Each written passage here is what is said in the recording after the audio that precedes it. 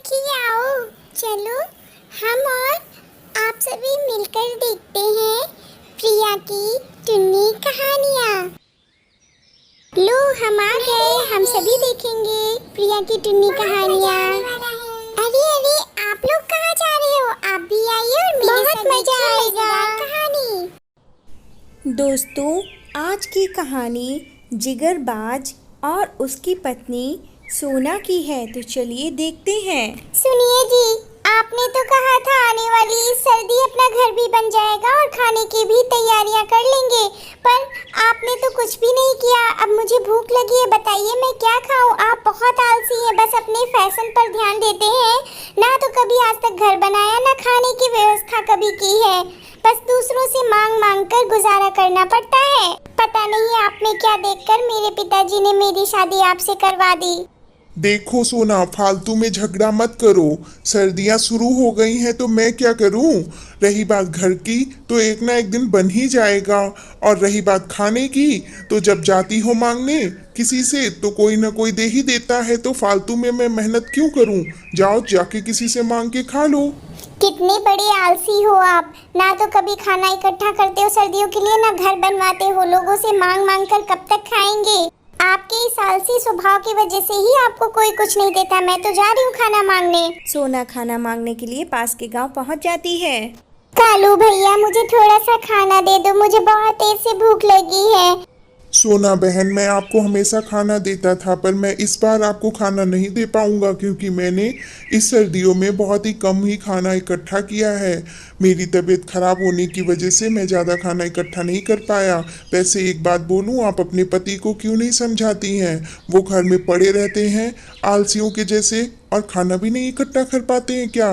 तो बहन मुझे माफ़ कीजिए, मैं खाना नहीं दे पाऊंगा। कौवा खाना नहीं देता है, फिर सोना कबूतर के पास जाती है। कबूतर भाई मुझे कुछ खाने को दे दो, मुझे बहुत तेज भूख लगी है। देखो सोना बहन, मैं आपको हमेशा खाना दे देता हूँ, पर इस बार नहीं दूंगा। आप हमेशा खाना मांग कर खाती हो और अपने पति को नहीं समझाती। कितना आलसी होता जा रहा है। इतना कहकर कबूतर ने भी अपने घर के दरवाजा बंद कर लिए होते हैं। फिर सोना बहुत परेशान होती है। लास्ट टुन्नी का घर बचता है उसके सामने। टूनी बहन मुझे कुछ खाने को दे दो। सभी से मैंने खाना मांगा पर किसी ने खाना नहीं दिया। टुन्नी सीधी होती है और वो खाना लाकर सोना को दे देती है। सोना, ये लो खाना। अगली बार यहाँ पर खाना मांगने मत आना, क्योंकि मैं भी बहुत ही कम खाना इकट्ठा कर पाई हूँ अब की बार, क्योंकि सर्दियाँ जल्दी शुरू हो गई हैं। जाकर अपने आलसी पति को समझाओ, वो कुछ किया करे काम धाम। सोना खाना लेकर पहुंचती है अपने पति जिगरबाज के पास। ये लो खाना, बड़ी मुश्किल से मिला है, चलो जल्दी से खा लो। सभी ने मुझे बहुत ताने मारे हैं, मुझे अच्छा नहीं लगा। आग जलाकर दोनों खाना खाना शुरू कर देते हैं।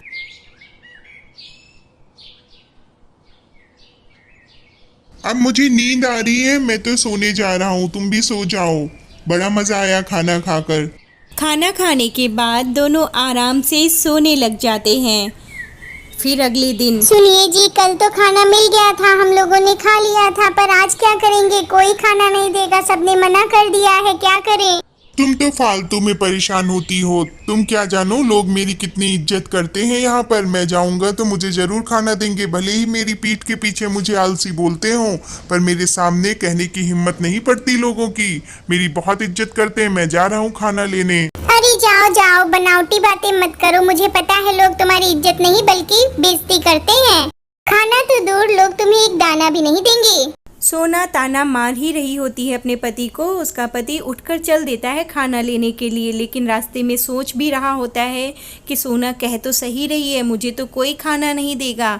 अब मैं क्या करूं? अगर खाना लेकर नहीं गया तो सोना और भी ताने मारेगी और मेरी बेइज्जती भी करेगी। कुछ करना पड़ेगा, भले ही मुझे चोरी क्यों ना करनी पड़े, मैं खाना तो ज़रूर लेके जाऊंगा। वो एक घर के पीछे छुप जाता है और देखने लगता है कि कोई तो अपने घर से निकलेगा ही, तब मैं उसके घर जाकर चोरी कर लूँगा। इतनी ही देर में कौवा घर से बाहर जाता है। तब तक जिगरबाज उसके घर में घुसकर सारा अनाज चोरी कर लाता है।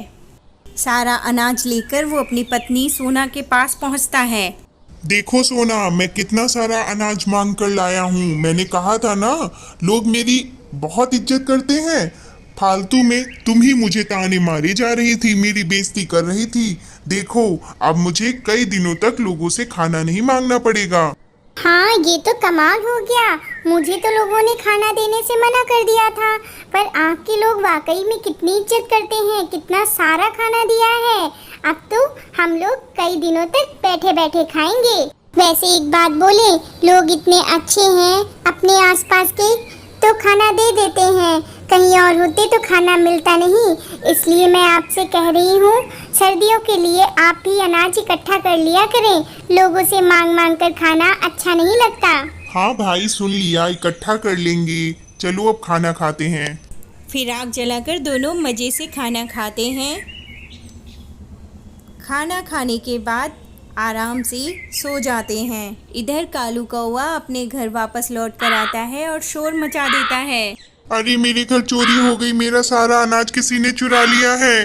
अरे पर अपने इलाके में आज तक कभी भी कोई चोरी नहीं हुई है, ये कैसे हो गया? कोई बात नहीं कालू भैया, परेशान ना हो। मेरे पास जो अनाज है और जो कबूतर भैया के पास है, हम लोग मिलजुल कर खा लेंगे। आप बिल्कुल भी परेशान ना हो। धन्यवाद टुन्नी बहन, धन्यवाद कबूतर भैया। कालू भैया, इसमें धन्यवाद किस बात का? हम लोग आपके पड़ोसी हैं, हम लोग काम नहीं आएंगे तो फिर कौन काम आएगा? इधर जिगरबाज और उसकी पत्नी मज़े से कई दिनों तक वही खाना खा रहे थे। खाना खाने के बाद आराम से सो जाते थे। कई दिन बीत गए वही खाना खाते हुए, लेकिन एक दिन अरे आज तो बहुत तेज से भूख लगी है और खाना भी खत्म हो चुका है, क्या करें? अरे आप ही जाओ खाना मांगने, मुझे तो कोई खाना नहीं देगा। आपकी तो सब बहुत इज्जत करते हैं, आपको तो बहुत सारा खाना मिल जाएगा। जिगरबाज अपनी तारीफ सुनकर अंदर ही अंदर बड़ा खुश होता है और फिर से चल देता है खाना लेने और सोच रहा होता है आज फिर से चोरी करेंगे, जिससे उसकी पत्नी उसकी तारीफ करे, और जाकर घर के पीछे छिप जाता है और इंतज़ार करता है कि कौन आज घर से बाहर निकलेगा। थोड़ी देर बाद कबूतर अपने घर से बाहर निकलता है। कबूतर के जाते ही जिगरबाज उसके घर में घुस जाता है और थोड़ी देर बाद उसका सारा अनाज लेकर वापस आता है।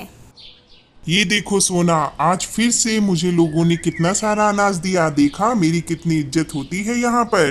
हाँ, मैं देख रही हूँ, आपकी लोग तो बहुत इज्जत करते हैं। आप एक ही बार में कितना सारा अनाज ले आते हैं। चलो अब खाना खाते हैं। इधर दोनों बड़े चाव से खाना खा रहे होते हैं। खाना खाकर सो जाते हैं। उधर जब कबूतर वापस आता है तो फिर से लोगों को बताता है कि उसके घर में चोरी हो गई है। अरे ये कौन है चोर जो हम लोगों के घर से हर रोज खाना चुरा ले जाता है, एक दाना नहीं छोड़ता? कबूतर भैया, अब तो सिर्फ मेरे पास ही खाना बचा है। अब मेरा भी चोरी हो गया तो हम लोग क्या करेंगे? चलो अब हम लोग अपने घर पर नजर रखते हैं और चोर को पकड़ते हैं। ऐसे नहीं काम चलेगा। हाँ टुन्नी बहन, सही कह रही हो, चलो नजर रखते हैं। इधर सभी अपने अपने घरों से नज़र रख रहे होते हैं, लेकिन जिगरबाज को ये बात पता नहीं होती है। वो फिर से खाना चोरी करने आता है और एक घर के पीछे छिप जाता है। थोड़ी देर बाद टूनी के घर का दरवाज़ा खुलता है और टूनी घर से बाहर चली जाती है। इतनी ही देर में जिगरबाज उसके घर में घुस जाता है और अनाज लेकर बाहर निकल ही रहा होता है। तब तक सारे इकट्ठा हो जाते हैं वहाँ पर। यही है चोर, मारो मारो इसको, मारो। यही है चोर, इसको छोड़ना नहीं, मारो, इसने मेरा अनाज चुराया है। जिगरबाज की बहुत पिटाई होती है। सुनो जिगरबाज, तुमने हम लोगों का अनाज चोरी किया है। अब तुम्हें इतनी सर्दी में हम लोगों को अनाज इकट्ठा करके दोगे? वो तो तुम्हारी पत्नी सोना अच्छी थी, इसलिए उसको अनाज दे देते थे। तुमने चोरी की? इधर काफ़ी समय बीत चुका होता है। जब सोना का पति घर नहीं पहुंचता तो सोना देखने निकल लेती है। अरे अरे, तुम लोगों ने मेरे पति को क्यों मारा है? क्यों पकड़ के रखा है? मेरे पति ने ऐसा क्या किया था? कितना हाल बेहाल हो गया है मेरे पति का।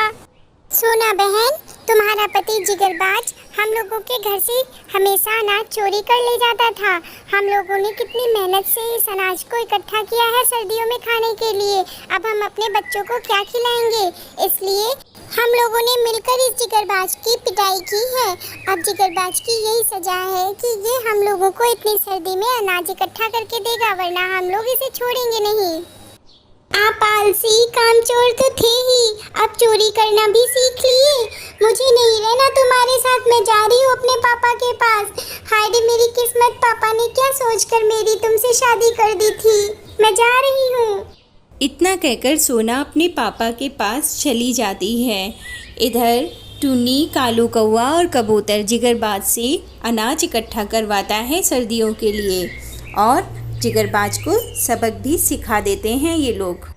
हेलो दोस्तों, अगर आपको हमारी कहानी अच्छी लगी हो तो चैनल को सब्सक्राइब कर लीजिए बेल आइकन के साथ, और वीडियो को लाइक कीजिए और शेयर कीजिए अपने दोस्तों के साथ। फिर मिलूंगी एक नई कहानी के साथ, तब तक के लिए बाय।